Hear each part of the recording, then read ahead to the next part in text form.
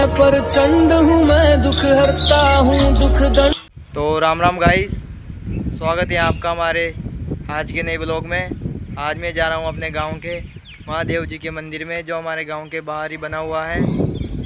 तो आज भी मौसम थोड़ा बारिश सा लग रहा है, तो चले शुरू करते हैं। आपको बताता हूँ कि महादेव जी का मंदिर कैसा है।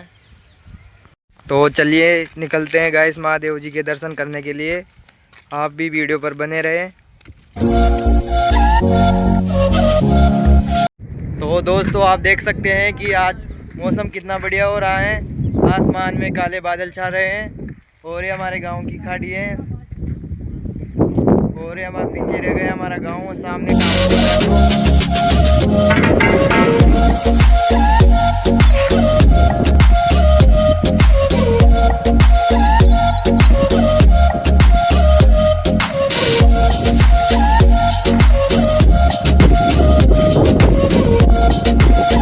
आप देख सकते हैं कि चारों तरफ हरियाली छाई हुई है।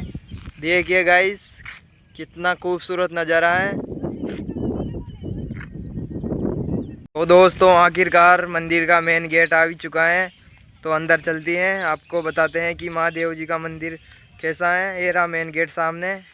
गाइस देखिए मंदिर के अंदर जाते ही हमको कितनी हरियाली, मैं दुख हरता हूँ दुख दंड हूँ, मैं जीवन काट्या मन पर्वत पे आती योगी आनंद हूँ। मैं रुद्र रूप में कैलाशी, संसार बना बैठा हसीना।